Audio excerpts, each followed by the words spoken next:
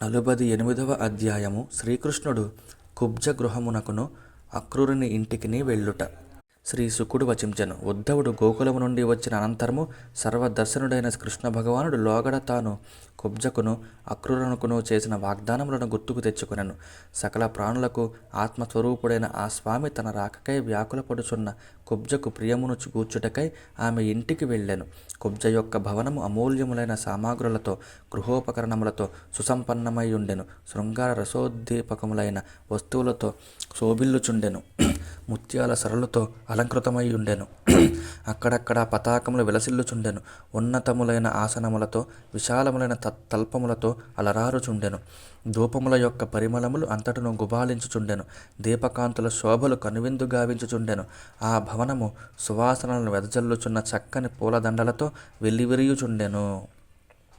తన గృహమునకు విచ్చేసిన కృష్ణ పరమాత్మను చూచినంతనే కుబ్జ సంభ్రమాశ్చర్యములకు లోనై వెంటనే తన ఆసనము నుండి లేచెను. పిమ్మట ఆమె తన చెల్లెలతో కూడి ఆ స్వామికి స్వాగత మర్యాదలను నెరపెను. అనంతరము కుబ్జ ఆ ప్రభువును సముచితాసనమున కూర్చుండజేసి అర్ఘ్యపాద్యాదులతో పూజించెను. అట్లే ఆమె కృష్ణ భక్తుడైన ఉద్ధవుని కూడా యథోచితముగా పూజించెను. పిమ్మట అతడు తనకై ఏర్పాటు చేయబడిన ఉన్నతాసనమును జూచియు తన స్వామికి సమానముగా అట్లు కూర్చున్నట్టు సముచితము కాదని భావించి ఆ ఆసనమును ఒక మారు స్పృశించి నేలపై కూర్చుండెను. తదుపరి శ్రీకృష్ణుడు సచ్చిదానంద స్వరూపుడైనను లోకమర్యాదను అనుసరించి అమూల్యమైన మృదుశయ్యపై హంసతూలికా తల్పముపై ఆసీనుడయ్యాను. పిమ్మట అందాల రాశి అయిన కుబ్జ స్నానమును ముగించుకొని అంగరాగములను అలదుకొనెను. పట్టు వస్త్రములను చక్కని ఆభరణములను పూలమాలలను ధరించెను. ఇట్లు అలంకృత అయిన ఆ సుందరి పరిమళభరితములైన తాంబూలములను మధుర పానీయములను తీసుకొని సిగ్గుపడుచు దరహాసముతో ఓరచూపులతో ఆ ప్రభువును సమీపించెను. కొత్త కలయిక వలన ఆమె సిగ్గుపడుచుండెను. అప్పుడు శ్రీకృష్ణుడు ఆమెను దగ్గరకు పిలిచి ఆనందింపచేశాను. ఒక్క పర్యాయము ఆ ప్రభువునకు అనురాగముతో మైపోతులను సమర్పించిన పుణ్య ఫలితముగా ఆమెకు ఇంతటి మహాభాగ్యము అబ్బెను. అంతట కుబ్జ శ్రీకృష్ణ భగవానుని పాదార విందములను తన హృదయమునందు చేర్చుకొని కన్నులకు అద్దుకొనుచు చరణ పరిమళములను ఆగ్రానించుచు పరవశించిపోయాను. ఎంతో కాలము నుండి ఎదురు చూచిన ఆ ప్రభు అనుగ్రహము లభించినందులకు ఆమె మిగుల ఆనందమును అనుభవించెను. పరీక్షని మహారాజా, ఆ కుబ్జ అంగరాగ సమర్పణము చేతనే పరమ యోగీశ్వరులకును అలభ్యుడైన ఆ సర్వేశ్వరుని అనుగ్రహమును పొందగలిగాను.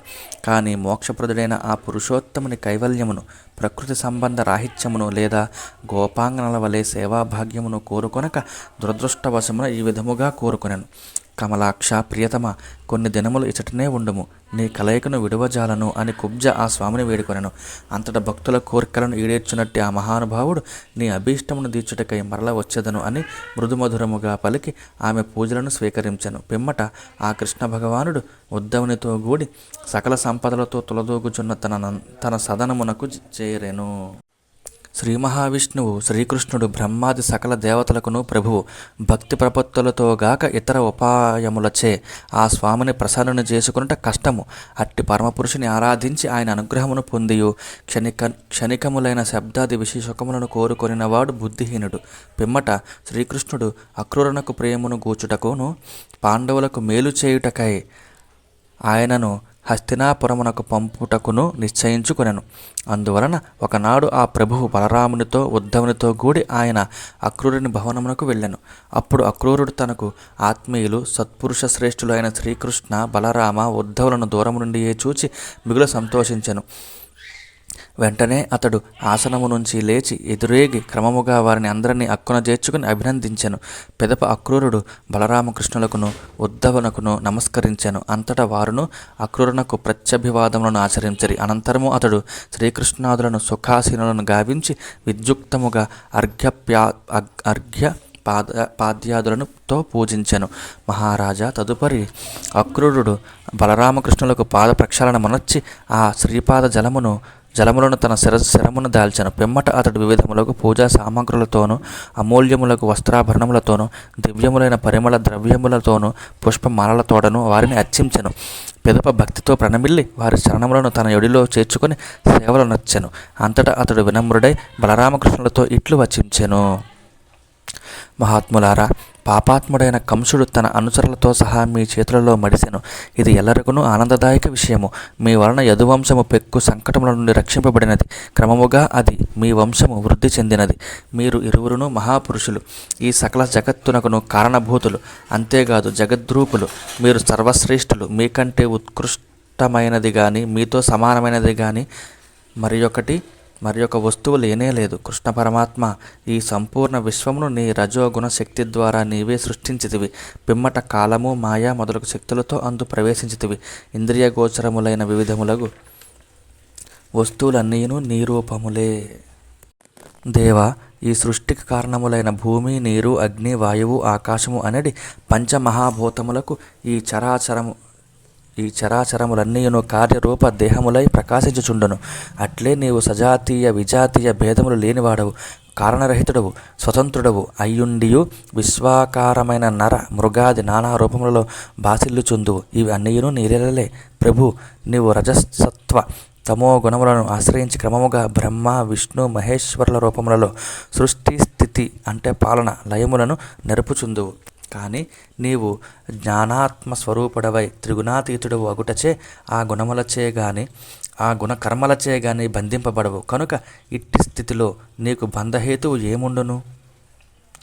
పురుషోత్తమ, సకల ప్రాణులలో నీవు ఆత్మస్వరూపుడవై ఉండుట వలన నీకు స్థూల సూక్ష్మ దేహాది ఉపాధులు లేవు. కనుక జనన మరణములు గాని షడ్వికారములు గాని ఉత్పత్తి, అస్తిత్వము, వృద్ధి, విపరిణామము, అపక్షయము, వినాశనము లేవు. కనుక నీకు బంధమోక్షములు లేవు. నీకు బంధమోక్షములు గాని షడ్వికారములు గాని ఉన్నవని భావించుటకు కేవలము మా అవివేకమే కారణము. పరమపురుష, నీవు జగత్తు యొక్క హితము కొరకు సనాతన వేద మార్గమును ప్రకటించితివి.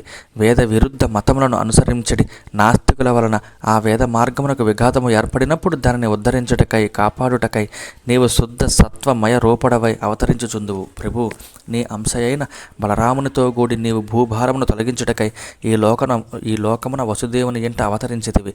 రాక్షసాంశలతో జన్మించి లోకకంటకులుగానున్న కంసాది రాజులను, లక్షల కొలదిగానున్న వారి సైన్యములను వధించుచు ఈ కృష్ణావతారమున సాధు రక్షణ గావించుచుంటివి. జై శ్రీకృష్ణ. ఆ విధముగా నీవు యదువంశము యొక్క కీర్తి ప్రతిష్టలను ఇనుమడింపజేయుదువు.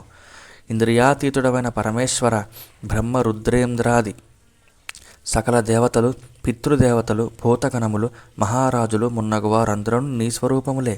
నీ పాద ప్రక్షాళనముతో పునీతములైన గంగాజలములు ముల్లోకములను పవిత్రమునొచ్చుచున్నవి. జగద్గురుడవైన నీవు మా గృహములయందు అడుగుట వలన అవి ఎంతేని ధన్యములైనవి.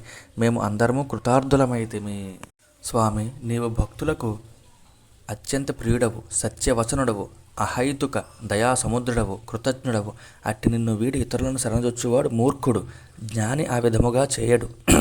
అట్టి పురుషోత్తముడవైన నీవు త్రికరణ శుద్ధిగా సేవించినట్టి పరమభక్తుల యొక్క అభిలాషలను అన్నింటినీ తీర్చుచుందువు. అంతేగాక వృద్ధి, క్షయములు, షడ్వికారములు లేనట్టి నీవు నిన్నే సమర్పించుకొందువు, అనగా మోక్షమును ప్రసాదించుచుందువు. భక్తుల యొక్క జనన మరణ క్లేశములను రూపుమాపడి పరమాత్మ, నీవు బ్రహ్మాది దేవతలకును సనకసనందనాది పరమయోగులకును అందని వాడవు. అట్టి నీవు మా వంటి అజ్ఞులకు దర్శనము ఇచ్చుటయేగాక మా గృహమునకు ఏతించితివి. ఇది మా మహాభాగ్యము. దేవా, భార్యాపుత్రులు, సంపదలు, బంధుమిత్రులు, గృహములు, దేహములు మొదలగు మోహపాశములలో మేము చిక్కుపడితిమి. ఇవి అన్నీయును నీ మాయ వలన ఏర్పడినవే. దయతో ఈ పాశములను అన్నింటినీ ఛేదించి మాకు పరమ శాంతిని గూర్పుము. జై శ్రీహరి. అంతటా ఆ పరమాత్ముడు ఆయనను సమ్మోహపరచుచు ఇట్లనెను. మహాత్మా, అక్రూర, నీవు మాకు పినతండ్రివి మాత్రమే కాదు, సర్వదా హితమును గూర్చడి వాడవు కూడా. అందువలన మాకు శ్లాఘ్యుడవు, ఆప్తబంధుడవు, కంసుని వలె నింద్యబంధుడవు గావు. మేము మాత్రము నీ ముందు పసివారమే. నీచే రక్షింపబడుటకును పోషింపబడుటకును పాత్రులము, కనికరింపదగిన వారము. మహానుభావ, తమ శ్రేయస్సును కోరుకుని మానవులకు మీ వంటి పుణ్యాత్ములే ఎంతయో సేవింపదగిన వారు.